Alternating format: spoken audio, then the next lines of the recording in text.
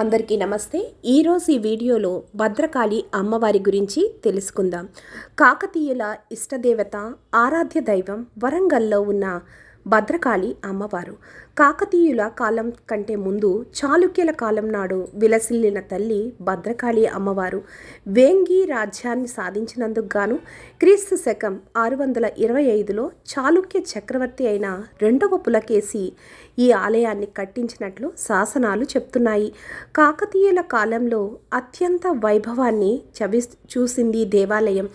కాకతీయ రుద్రదేవుడు తన రాజ్యాన్ని ఓరుగల్లుకు మార్చినందుకు ఈ ఆలయం బాగా అభివృద్ధి చెందినట్లు శాసనాలు చెప్తున్నాయి. గణపతి దేవుని కాలంలో మరింత అభివృద్ధికి నోచుకుంది దేవాలయం. కాకతీయుల కాలంలో నిర్మించబడింది అనే వాదనలు కూడా ఉన్నాయి. ఈ ఆలయానికి శతాబ్దాల చరిత్ర ఉన్నది. అమ్మవారు స్వయంభూగా వెలిసినట్లు చెప్తారు.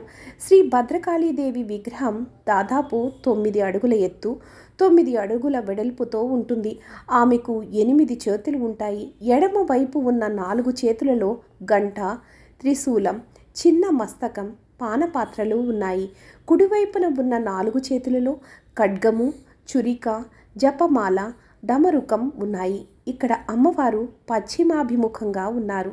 అమ్మవారి విగ్రహం ఒక పెద్ద ఏకాండ శిల మీద చెక్కబడి ఉంది. ప్రతాపరుద్రుని కాలానికి అమ్మవారు భక్తులకు కొంగు బంగారమై వారి కోర్కెలను తీరుస్తూ ఉండినట్లు ప్రతాపరుద్ర చరిత్రం, సిద్ధేశ్వర చరిత్రం గ్రంథాలలో కనిపిస్తుంది. క్రీస్తు శకం 1323లో కాకతీయుల సామ్రాజ్య పతనానంతరం ఈ దేవాలయం ప్రాభవాన్ని కోల్పోయింది. గోల్కొండ నవాబుల పాలన, రజాకార్ల దుశ్చర్యల వల్ల దాదాపు 1950 వరకు ఈ దేవాలయం పునరుద్ధరణకు నోచుకోలేదు. అమ్మవారు 1950కు పూర్వం వేలాడుతున్న నాలుకతో రౌద్ర రసం ఉట్టిపడుతూ భయంకరంగా ఉండేదట. అలాంటి రౌద్ర స్వరూపిణి నోటిలో అమృత బీజాలు రాసి భీకరమైన ముఖాన్ని ప్రసన్నంగా మార్పించారు. అంతేకాక అమ్మవారి గుడిలో శ్రీ చండీ యంత్ర ప్రతిష్ఠ చేసి ప్రతి సంవత్సరము శరన్నవరాత్రులు, వసంత నవరాత్రులు జరుపుతారు. ప్రతి నిత్యము ధూప దీప నైవేద్యం అనే సాంప్రదాయం పునరుద్ధరించారు. దీంతో అమ్మవారు శాంతి స్వరూపంగా మారిందని చెప్తారు. ఇంతటి మహిమాన్వితమైన అమ్మవారిని తప్పనిసరిగా దర్శించుకోండి. శ్రీ మాత్రే నమః. సర్వే జన సుఖినో భవంతు.